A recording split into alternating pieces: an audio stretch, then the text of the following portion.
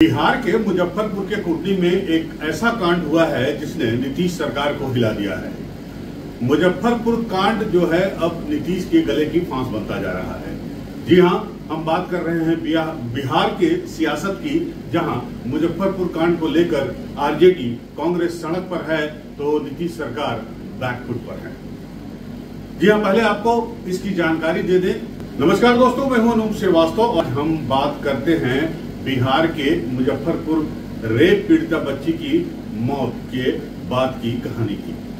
जी हां, मुजफ्फरपुर रेप पीड़िता बच्ची की मौत पटना के पीएमसीएच यानी पटना मेडिकल कॉलेज में हो गई थी और आरोप लगा था पीएमसीएच एडमिनिस्ट्रेशन पर यह कि पीएमसीएच के बरामदे में उस लड़की को तकरीबन 8 से 9 घंटे तक इंतजार करना पड़ा और उसे बेड नहीं मिला। लेकिन बाद में जब कांग्रेस के नेता वहां पर पहुंचे और उन्होंने हंगामा किया, उसके बाद उस बच्ची को बेड मिला, लेकिन तब तक काफी देर हो चुकी थी और अगले दिन इलाज के दौरान ही उसकी हॉस्पिटल में मौत हो गई थी। आपको बिना पैरवी के वहाँ पे बेड नहीं मिलेगा। एक रेप विक्टिम वहाँ पे पहुँचती है और उसको बगैर पैरवी के बेड नहीं मिलता। इससे ज्यादा बिहार का दुर्भाग्य क्या होगा। ये डर है, ये नेता प्रतिपक्ष का के डर की वजह से, वरना इतने दिन घटना को हो गए, अब तक कोई कार्रवाई नहीं की गई। आज जब नेता प्रतिपक्ष कुर्नी पहुंचे हैं तो उस डर से इन्होंने सिर्फ दिखावे की कार्रवाई की है। अगर इनकी नियत कार्रवाई करने की होती, इनकी नियत स्वास्थ्य व्यवस्था सुधारने की होती तो आज इतना वक्त नहीं लगा।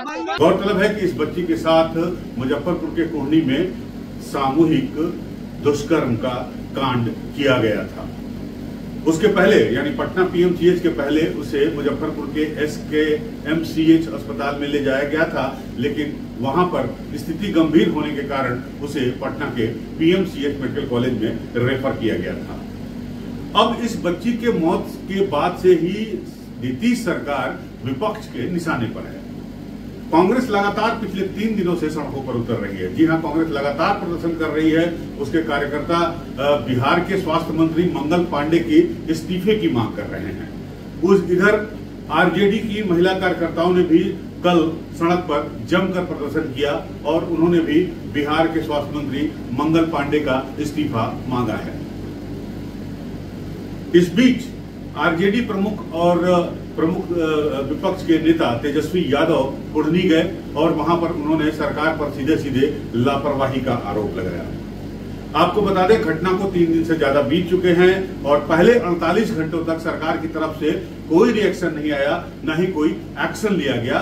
लेकिन जब तेजस्वी यादव मुजफ्फरपुर गए कुर्नी गांव में पीड़ित परिवार के घर के लोगों से मिलने और उसके बाद जिस तरह से पटना की सड़कों पर आरजेडी और कांग्रेस के कार्यकर्ताओं ने हंगामा शुरू किया, उसके बाद सरकार एक्शन में आई है।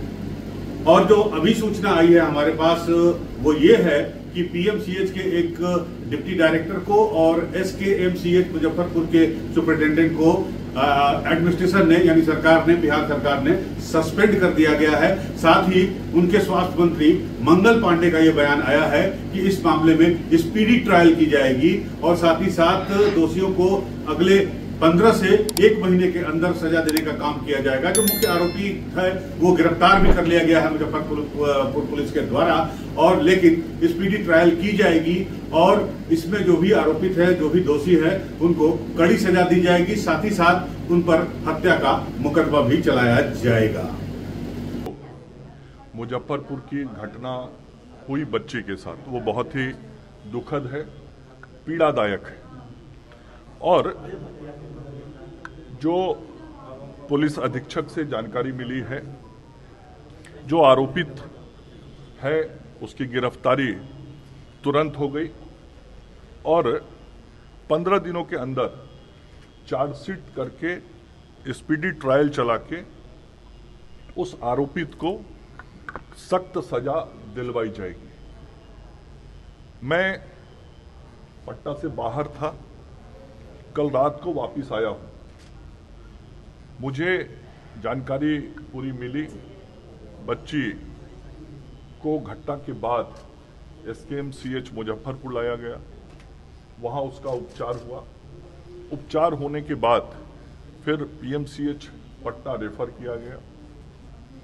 वो बच्ची पटना आई, फिर पीएमसीएच में उसका ट्रीटमेंट हुआ। हमारे डिप्टी सुपरिटेंडेंट और सुपरिटेंडेंट ने मीडिया के मित्रों को पूरी बात बताई कि किस प्रकार से उनका इलाज और उपचार हुआ। मैंने निर्देश दिया कि विभाग के सबसे उच्चस्थ पदाधिकारी डायरेक्टर इन चीफ होते हैं, 3 डायरेक्टर इन चीफ डिपार्टमेंट में हैं। मैंने कहा कि तीनों डायरेक्टर इन चीफ के नेतृत्व में doctor RN Chaudhary, doctor BK Singh और डॉक्टर प्रमोद कुमार, इन तीनों डायरेक्टर इन चीफ के नेतृत्व में जांच टीम गठित की जाए, जो फैक्ट्स है वो सामने लाए जाए, और एक टीम मुजफ्फरपुर जाए SKMCH और एक टीम PMCH जाए, और दोनों जगहों पे जाके ये तीनों निदेशक प्रमुख के नेतृत्व में जो टीम है वो सारे चीज़ों की जानकारी ले, फैक्ट फाइंडिंग सारी चीज़ों का करे और करके तुरंत विभाग को रिपोर्ट उपलब्ध करे, ताकि सारे तथ्यों की सही जानकारी मिल सके, और यदि पूरे तथ्यों के आधार पे कहीं भी कोई भी दोषी होगा तो उस पर कार्रवाई होगी। ये जिन लोगों ने मर्डर किया है उनको सरकार पूरी तरह आश्वस्त करती है कि सरकार स्पीडी ट्रायल चलाकर उस पर कार्रवाई करे, उसमें कहीं दो मत। और जिन लोगों की गलती हुई है उन सबको कार्रवाई किया गया। SKMCH के सुपरिटेंडेंट को सस्पेंड भी किया गया। पटना में जो कार्यकारी डिप्टी सुपरिटेंडेंट थे उनको हटाने का भी काम किया गया, और ये जांच चल रही है।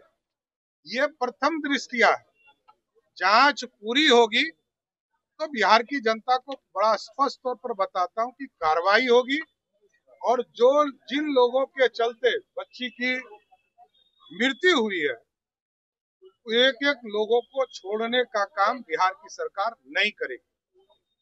तो ये तो डेवलपमेंट है आज का बिहार की पॉलिटिक्स का, लेकिन इस कांड का असर अब बिहार की चुनावी बिसात पर भी पड़ने लगा है। जी हाँ, इस पूरे मामले पर सरकार का जिस तरह से रवैया रहा, या यूं कहें कि प्रशासनिक अधिकारियों का जिस तरह से रवैया रहा, और प्रशासनिक अधिकारियों ने इसमें ढिलाई बरती, इसमें एक्शन लेने में कोताही बरती, और साथ ही साथ जिस तरह से PMCH का जो एडमिनिस्ट्रेशन था वो सामने आया, उसने ये सफाई दी कि उसके यहाँ से कोई जो है नेग्लेक्शन नहीं हुआ है, कोई लापरवाही नहीं की गई है। बावजूद इसके सवाल ये उठता है, तब फिर अगर नेग्लेक्शन नहीं हुआ था और लापरवाही PMCH के डॉक्टरों या स्टाफ के द्वारा नहीं किया गया, तो आखिर क्यों कांग्रेस के नेताओं को वहां जाना पड़ा, क्यों वहां जाकर उन्हें हंगामा करना पड़ा, और तब जाके उसको बेड मिला। और लेकिन तब तक काफी देर हुई और उसका नतीजा बच्ची की मौत के रूप में सामने आया, और बच्ची की मौत जो है वो अब उसने सियासी तूल पकड़ लिया है। तो इस वीडियो में इसी पर हम चर्चा करेंगे, क्योंकि विपक्ष लगातार जो है बिहार की कानून व्यवस्था पर सवाल उठा रहा है। खासकर तेजस्वी यादव लगातार कह रहे हैं, वो तेजस्वी यादव जिनकी कानून व्यवस्था पर उंगली उठाकर या कानून व्यवस्था पर सवाल लगातार उठते रहे उनके पिताजी और माताजी के शासनकाल में, वो तेजस्वी यादव अब नीतीश सरकार में कानून व्यवस्था का हवाला दे रहे हैं, कानून व्यवस्था पर उंगली उठा रहे हैं। और बात कुछ आंशिक हद तक सही भी है, क्योंकि पिछले अगर हम कुछ दिनों की बात करें, 1 महीने की बात करें, तो पटना में काफी कुछ क्राइम की घटनाएं सामने आई हैं। पटना की सड़कों पर गोलियां चली हैं, हत्या हुआ है, मर्डर हुआ है। इसको लेकर सरकार पर सवाल उठाए गए, और इसमें हालात ऐसे हो गए कि केंद्रीय गृह राज्य मंत्री नित्यानंद राय जो बिहार से ही आते हैं, वो पटना जब गए तो उन्हें बयान देना पड़ा, और उन्हें याद दिलाना पड़ा कि लालू राबड़ी के राज में जब 15 साल उनका शासन था तो किस तरह से अपराधियों को खुली छूट थी, अपराधी अपराध करते थे लेकिन उन पर कोई कार्रवाई नहीं होती थी। लेकिन नीतीश सरकार में अपराधी अगर घटनाएं हो भी जाती हैं तो उन पर तुरंत जो है कड़ी कार्रवाई की जाती है। तो किस तरह से मुजफ्फरपुर कांड या बिहार में जो लॉ एंड ऑर्डर का मुद्दा चुनावी मुद्दा बनता जा रहा है, किस तरह से प्रभावित कर सकता है नीतीश कुमार को, एनडीए को, इस पर हम चर्चा करेंगे। आप बने रहिए हमारे साथ इस वीडियो में अंत तक। का समर्थन किया है कि जो भी आरोपी हैं इस सामूहिक दुष्कर्म के मामले के, उन पर हत्या का मुकदमा चलाया जाए। विपक्ष यही मांग कर रहा है कि हत्या का मुकदमा चलाया जाए, साथ ही साथ जो है स्पीडी ट्रायल किया जाए। मंगल पांडे स्वास्थ्य मंत्री जो है वो इस्तीफा दें, साथ ही साथ पीड़ित परिवार के एक सदस्य को सरकारी नौकरी दी जाए, उन्हें उस पीड़ित परिवार को मुआवजा दिया जाए। तो मुआवजा और नौकरी तो अभी तक ऐलान नहीं किया गया है बिहार सरकार के द्वारा, लेकिन हाँ इतना जरूर है कि लापरवाही बरतने के आरोप में 2 अधिकारियों को, मेडिकल अफसर्स को सस्पेंड किया गया है। अब बात करते हैं, आएंगे हम सम्राट चौधरी पर भी कि सम्राट चौधरी को क्यों ऐसा बयान देना पड़ा, लेकिन बात करें उससे पहले कांग्रेस की, जो इस मुद्दे पर काफी कुछ जो है एक्शन में दिखाई दे रही है पटना की सड़कों पर। आज जो बिहार के प्रदेश अध्यक्ष राजेश राम है, उनका एक प्रतिनिधिमंडल अपने साथ एक प्रतिनिधिमंडल को लेकर वो बिहार के राज्यपाल आरिफ मोहम्मद खान साहब से मिलने भी गए थे और उन्होंने एक ज्ञापन दिया है। इस मामले में कड़ी कार्रवाई करने की, निष्पक्ष कार्रवाई करने की मांग की है उन्होंने राज्यपाल से। और बाहर आने के बाद जब उन्होंने मीडिया से बातचीत की तो उन्होंने ये कहा कि आरिफ मोहम्मद खान यानी जो बिहार के गवर्नर हैं, उन्होंने उनकी बात को बड़ी गंभीरता से सुना है और उन्हें आश्वासन दिया है कि इस मामले में कड़ी कार्रवाई की जाएगी, दोषियों को बख्शा नहीं जाएगा। उधर आरजेडी लगातार हमलावर है बिहार सरकार पर इस मुद्दे को लेकर, कानून व्यवस्था को लेकर। इस बीच 3 दिन के बाद बिहार सरकार की चुप्पी टूटी और आज स्वास्थ्य मंत्री मंगल पांडे और डिप्टी सीएम सम्राट चौधरी दोनों के बयान सामने आए और मंगल पांडे ने भी कहा कि एक्शन लिया गया है, 2 लोगों को सस्पेंड किया गया है, साथ ही स्पीडी ट्रायल होगा, हत्या का मुकदमा दायर किया जाएगा। साथ ही सम्राट चौधरी ने भी कहा कि वो इस मामले में विपक्ष की मांग का समर्थन करते हैं और हत्या का मुकदमा आरोपियों पर चलाया जाएगा, साथ ही इसका स्पीडी ट्रायल भी किया जाएगा। गौरतलब है कि बिहार में इसके पहले नीतीश कुमार ने भी काफी कुछ जो है जो फास्ट ट्रैक कोर्ट होते हैं उनको स्थापित किया था और शहाबुद्दीन जैसा केस जो है वो फास्ट ट्रैक में ही उन्होंने चलवाया था, जिससे शहाबुद्दीन जो है वो सलाखों के अंदर जा पाए थे।